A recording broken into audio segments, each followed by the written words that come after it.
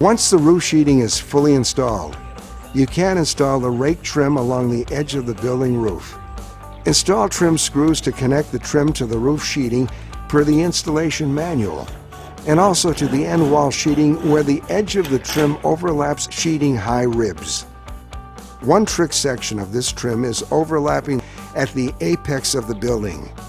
The underneath piece of trim should be cut at an exact 90-degree angle so that the trim overlaps correctly, while the trim piece that is on the top will need to be cut at less of an angle depending on your roof pitch, so that when it is installed it appears to have a vertical cut.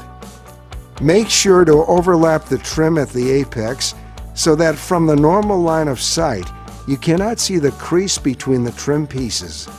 Also ensure that all upper pieces of trim overlap the lower pieces of trim so that the flow of water will never direct into the building.